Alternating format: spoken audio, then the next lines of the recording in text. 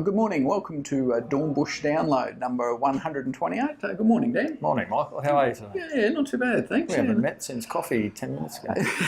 A long time no see. Yes, yeah, no. And I must admit, we're even talking about even coming on and doing the download today. There seems to be a heap happening. It's all just sort of blurring into one at the moment. It is blurring into one at the moment. Yeah. But no, a bit of action in the US tonight. The Federal Reserve. They're sort of talking interest rates and the like. Sounds like a done deal, doesn't it? Everybody's on the bandwagon. Be interesting if she didn't do it. Yeah.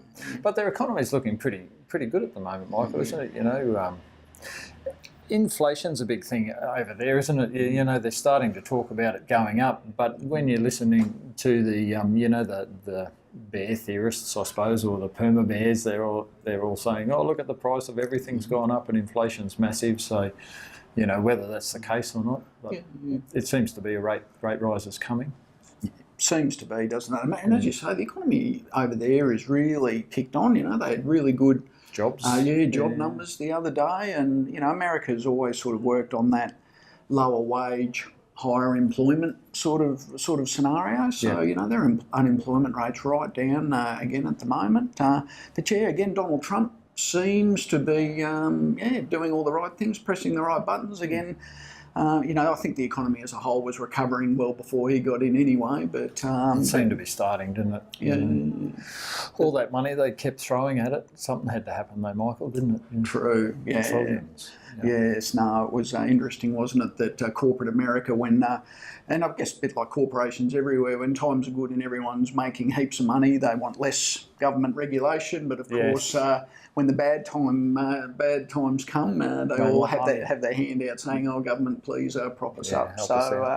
So yeah, we'll and of course too, Trump's mentioned less regulation, particularly in the banking sector and financial services sector over there. So again, you know, companies will be liking that now that things have started to improve. But you're right. I suppose next on the bandwagon is Europe. You know, it really hasn't kicked on yet, has it? So it's got to start to sort of flow on at some stage as well. So. And those banks will then improve. So brings me to that ETF, BANK, is it? BNKS banks, so international banks. Yeah, it's a goodie, isn't it? But you're right. I mean, Europe's a bit of an unknown quantity, isn't it? I mean, you have a couple of elections happening, and even just recently, you know, the Scots are now potentially looking at going to another referendum about independence, and I don't think that'll happen. Theresa May's literally about to sign on the dotted line to start the process of moving out through their parliament now, hasn't it? So a fair bit happening in Europe, which is probably counterbalancing a bit, you know, the strength, I guess, that we're seeing in the US at the moment. And, you know, we're certainly seeing investors, and I know probably we are, I know I certainly am, you know, struggling to sort of really decide what to do at the moment. You know, do you throw money into the market on the pretense that, you know, the American economy is going to drag us all forward, or, you know, are we due for this cool down that we probably, you know, need to see? So, you know, if you look at it seasonally, perhaps now we're going to get a bit of a rally, Michael, you know, into, well, we've got the bank reporting coming up, haven't we? So that might drag the market along a bit till the, you know, end of April maybe. Sell in May and go away, then kicks in, doesn't it? So, you know, all those seasonal waves sort of come and go, don't they? So. Exactly right. It's a good point, isn't it? And we were only talking about it before with Bank of Queensland, sort of next cab off the rank for reports. You know, traditionally the high dividend pays the banks too, so you do start to see a bit of buying into. I think their yield at the moment's about 6.5%, Bank of Queensland. So if they can hold their dividend, not a bad buy at the moment. It's come off, I think. Might have peaked out at around $15 or $14.5. It's back at $11.70 area now, so I think that would be a good buy. I wonder, Michael, just your thoughts on, you know, we're going to see some bank mergers. You know, those little guys going to get into bed together, or it's a tough one, isn't it? It's, and probably, I mean, you've been in the game longer than me and been in the banking game. But it's been around for a long time, that sort of talk, hasn't it? I mean, you know, there'd be a lot of sense to it, no doubt about it. From the cost of funding side of things. Yeah, absolutely. And, you know, we did see there a little while ago, you know, NAB put in a takeover for AMP, and, you know, this was before AMP and AXA sort of, you know, hopped into bed together, dare I say.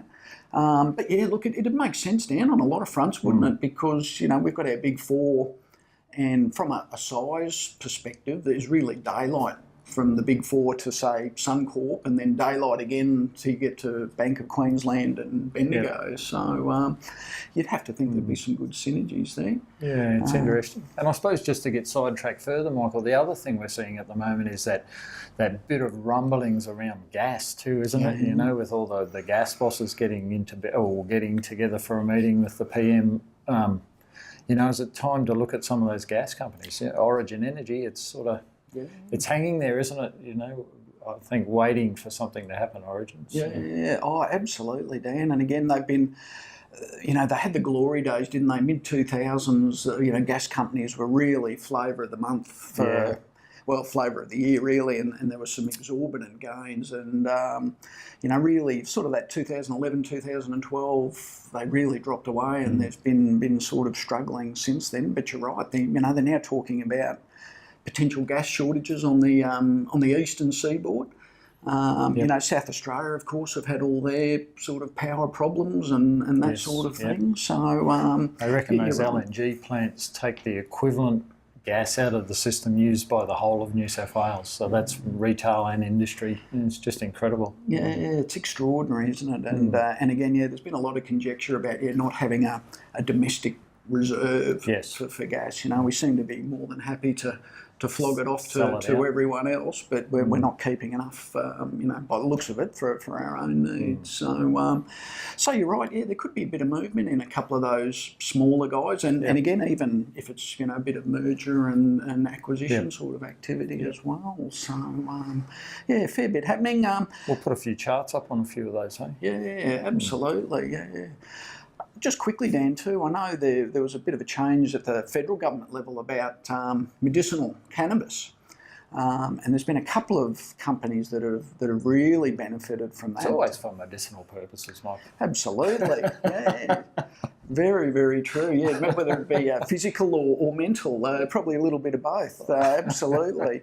But interestingly enough too, Dan, I know we've spoken about it, for pets as well. There's an application that a lot of people are using for their pets, you know. It's incredible. Arthritis, all that sort of thing. So, but then when you take a step back to the whole plant, hemp's an amazing thing, isn't it? It is, clothes, building materials. Absolutely, yeah. No, you could almost sort of just survive on the stuff alone. So we're in the wrong game here. But yeah, there's a couple of little companies we've been keeping an eye on, and look, one to maybe look out for. They're certainly still, you know, of a speculative nature. They've had extraordinary runs in the last couple of weeks. It's at that stage where if you're going to buy, you'd have to look for dips, wouldn't you? Yeah, exactly right. Yeah, buy on maybe a few days or a few weeks of weakness. Yeah. But yeah, Cresco Pharma is one that we like. CPH, MMJ Phytotech. I'm pretty sure it is from memory.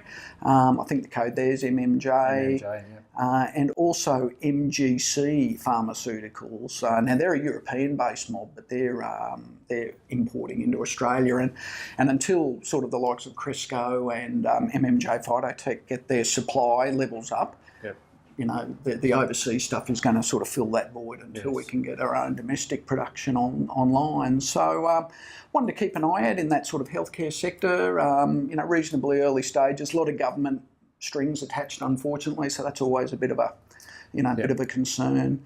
But once those rules are there, things should sort of kick on from there, shouldn't they? Exactly, and the sort of the psyche around it is changing as well. You know, there's a lot of applications for it. You know, I saw a fantastic documentary about young kids that were having seizures and things like that, and they were giving them this stuff, and the change was remarkable. So it seems to be becoming a lot more acceptable, particularly now at a federal level. It's, you know, some of the states have been looking at it now for a little while as well. And really pushing it with the feds, haven't they, the states? Yeah, absolutely. So, a sector maybe to keep out for if you're looking for an up and coming area. But yeah, you know, still on that speculative side, just in the shorter term. Well, we should wind it up, Michael, and go and try some of that medical marijuana. I'm up for that. Thanks, and see you next week. Bye now.